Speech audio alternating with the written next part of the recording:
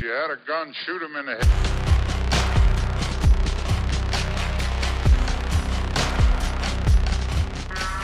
On top of that, we still both have a whitetail tag bearing a hole in our pockets, so there's still a ton of hunting left for us to do.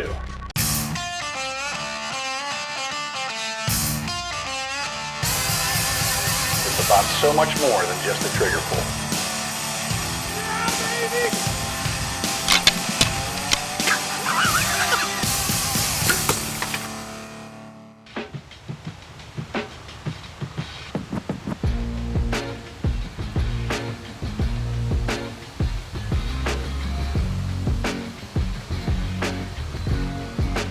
So for the afternoon of the second day out here in Nebraska, we decided to change things up and hop into another tree stand on a different farm. And it didn't take all that long before we started to see some deer movement. Every deer does that. Comes up over that hill right there. He was at 40 right there, had left. Starting to cool off already. I think we're in for a great night. You know, it didn't take us too long to realize that we're in a killer spot. After a little buck came through, we looked back and had two pretty decent bucks behind us get into a little pushing match and made their way to us using the same path that little buck took.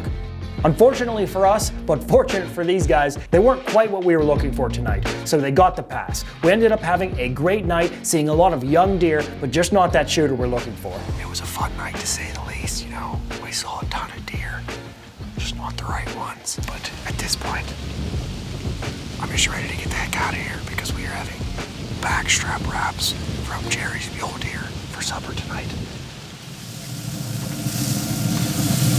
It makes my eyes water all over. They look good. I think they are about perfect. Well, I gotta say, the only thing better than a great hunt is a great dinner afterwards. You know, we had another awesome whitetail hunt and made some more tough passes on some really good deer.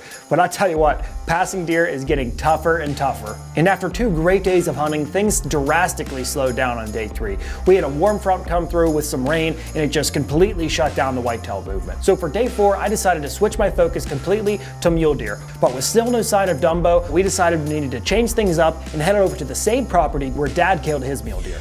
There was another great buck that was there with Dad's buck that they saw on day 1. So we went over there with a general idea of where this buck should be, and we were able to spot him. The only problem was the weather conditions were less than ideal to put on a stalk. So we decided to wait till the afternoon to go in after him.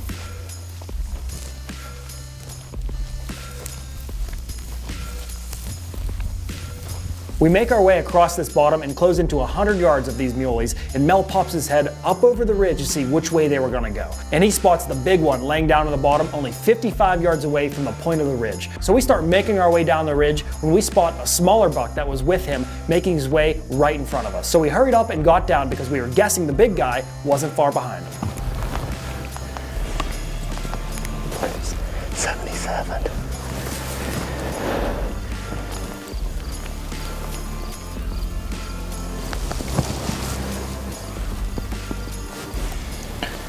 We stalked all the way down here, and we got up here, and one of the other bucks that was with our target buck cut across the hillside, and we figured he would have been close behind him, but he wasn't.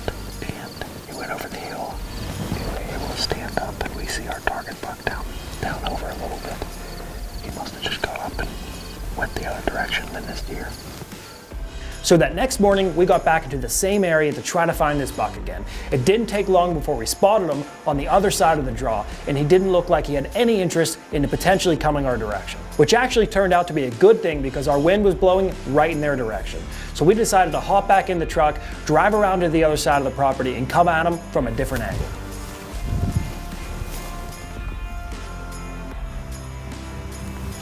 Here he comes, right around the corner.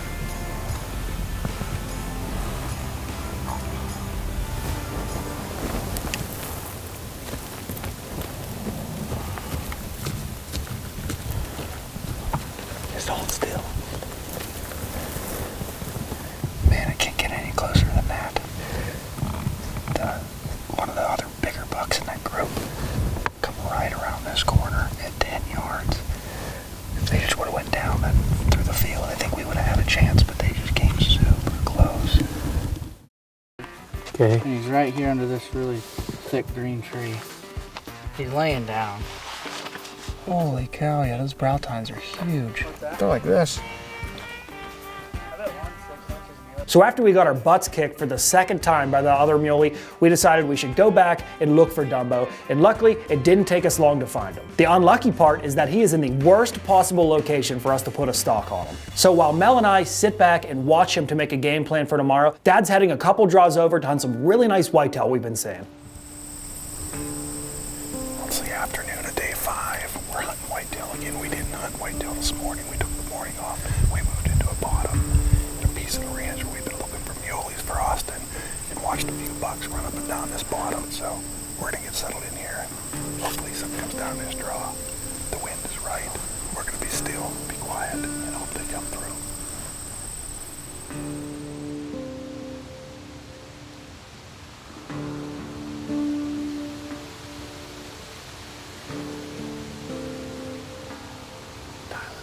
There's 2 bucks coming right here, off to our left.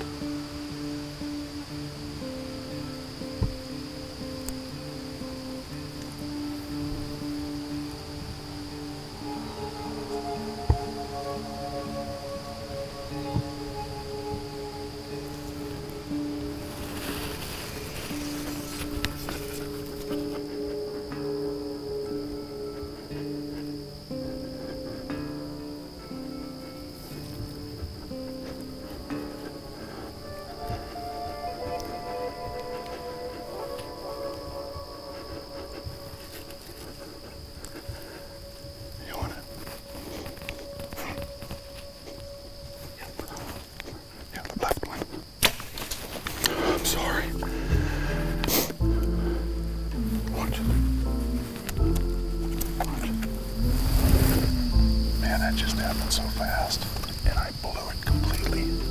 Those 2 bucks come in, caught us off guard. They came in the air, thought I was going to walk right underneath this, and I drew on it. Tyler couldn't see at the same time I could, so we waited, and I yelled forever. I'm getting this tree back here. That deer turns around, I was following it, and I hit the tree, bumped it, launched an arrow out here. Scared him, that's all it did. He ran up. Oh, man. I blew it. I blew the opportunity. What a pretty deer, too. Now, to say Nebraska is kicking our butts would be a complete understatement. Ever since Dad killed that muley on day 2, we've had a black cloud over us and we just can't seem to get rid of it. At this point, we only have 2 full days left out here and we still have 3 tags to fill. So for the morning of day 6, Dad is going to sleep in and then go look for Dumbo for me, while I head to the same stand that he just hunted last night in hopes those bucks come back through on their way to bed. Mike, there's already a couple bucks out in front of us. Oh yeah. The one is a shooter. So we get set up in the stand and the sun isn't even up yet. I mean, we can barely see and we have 3 bucks hanging out in the field in front of us. And it just so happens that one of the bucks in the group is one of the shooters that Dad had in front of him last night. So all we need to happen now is for the sun to come up just a little bit more and for these deer to work themselves right into range. Looks like they're gonna work their way out of the field up that draw. All we needed for this buck to do was walk 20 yards closer and he'd be in range. So what does he do? Oh yeah, you know, just walk off to the other side of the field 150 yards away. We watch those bucks feed across the field and out of sight. And at this point, I am 100% convinced that no matter what we do, we're gonna leave here without a whitetail. So another hour goes by without seeing another deer when out of nowhere, here comes that shooter walking straight to us. Mike, that buck's coming back. Yeah, he's gonna walk right in front of us.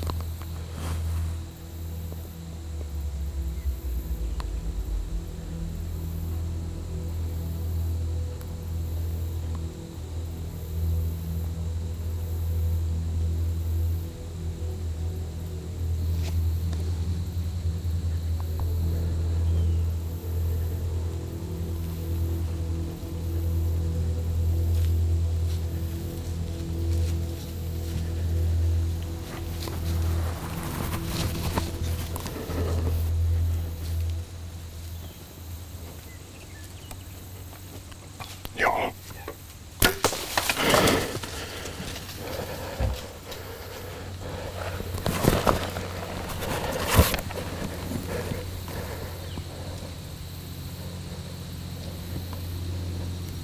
I felt pretty decent about that shot, but was just a little bit back, so we'll probably sneak out of here and come back in a little while. But a chip shot, I guess I messed it up a little bit, but he's a dead deer. We should give him some time to expire.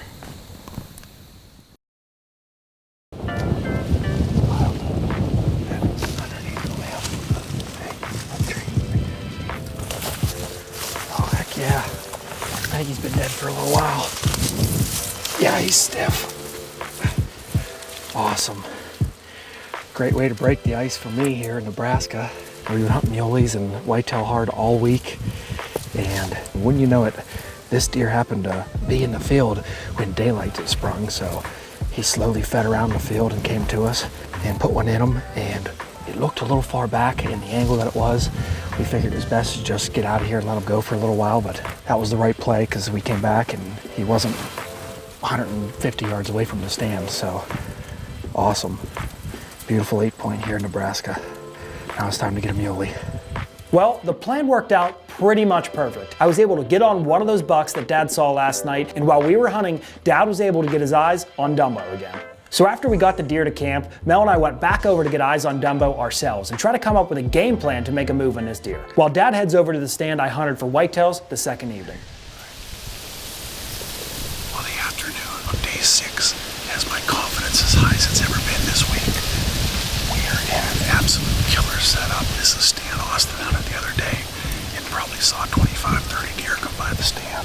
We already have a small buck and 2 does coming our way. But man, it's already late. It's 20 after 5, but it's 96, 97 degrees. With a little bit of breeze, these deer move late into this alfalfa. I got bias, man. Give me the opportunity. It's up to me then.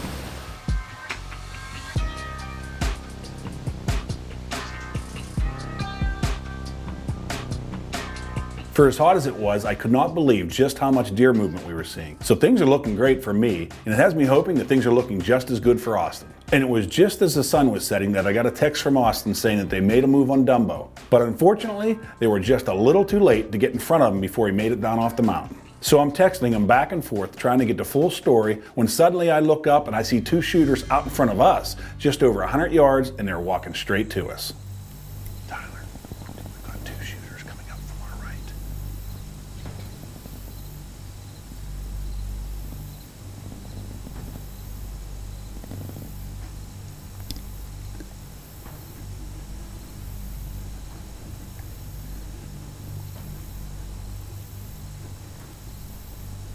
He's gonna come in right behind us.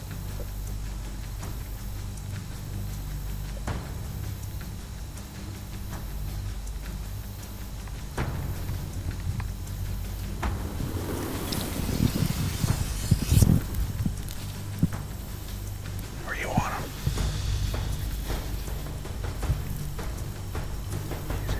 Yeah. I can't see him.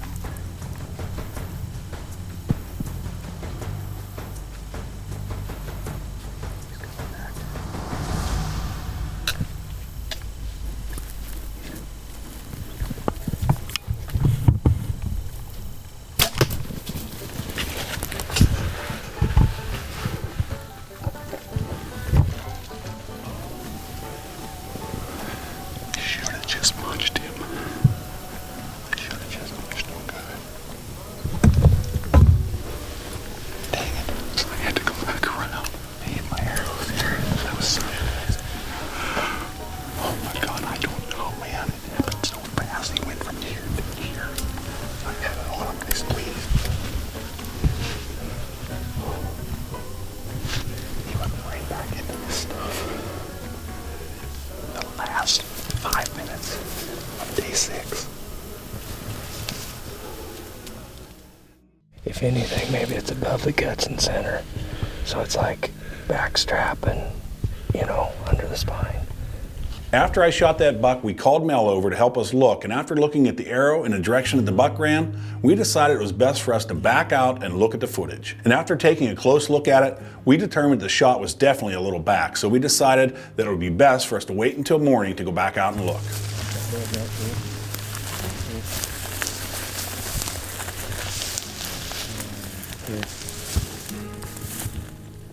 Right here, guys. Feel decent, bud? Yep. Oh yeah. There's some pretty good. Oh, hey, guess what? Got him, bro. Yeah. Oh, God. Piled up right there. He didn't go 120 yards. Well, you know, we got a shot on this deer at last light last night. Thought the shot was a little bit better, but I didn't know what happened. A sleepless night. We come out here this morning and followed it. We're probably 120 yards from the tree, and all of a sudden I'm sitting with my second velvet deer of my life, and both in the same week. A mule deer and now this beautiful 10-point. Man, I couldn't ask for a better ending out here in Nebraska. So while I was over here recovering my deer on the last morning of her hunt out here in Nebraska, Austin spent the morning glassing for Dumbo again and watched him go up on the mountain he's been staying on all week. So after we got my deer back to camp and all cleaned up, we went over and met with Austin so we could come up with a game plan on how he can get in and kill this deer. Right in that owl, sort of. Got you. That's a rat, huh? We need to get on top there and see if the wind's. All right, good luck, guys. We worked our way up and over the backside of this mountain, and at this point, we were within 120 yards of Dumbo. Everything that I've done this week has led up to this exact moment, so we're doing everything we can to make sure we don't make a single mistake while we work our way into position. But we take our time and inch ourselves into our ambush spot. All Dumbo has to do is stand up and work his way off the mountain the same way he's done it all week. So now it's just a waiting game.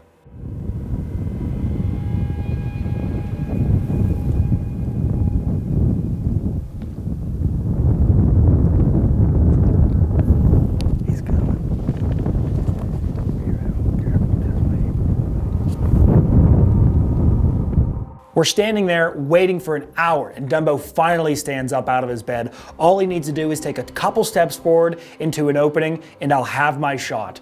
But all of a sudden, I feel wind swirl and blow right in his direction.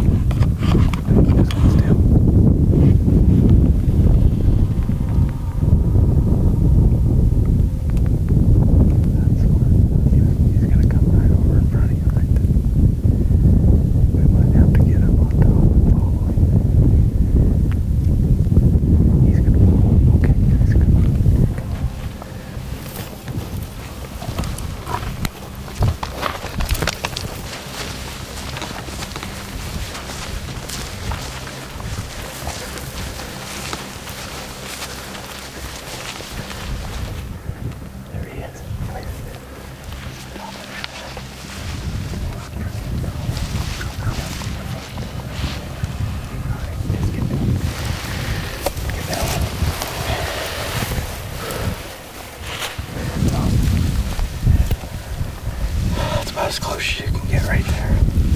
Our wind had to have swirled or something happened. We were quiet as a church mouse, and he just stood right up out of his bed and came up top here. He was about 55 right there, but must have caught a little bit of movement as we were sneaking in. Well guys, our trip to Nebraska started as it always seems to do, at the highest of highs.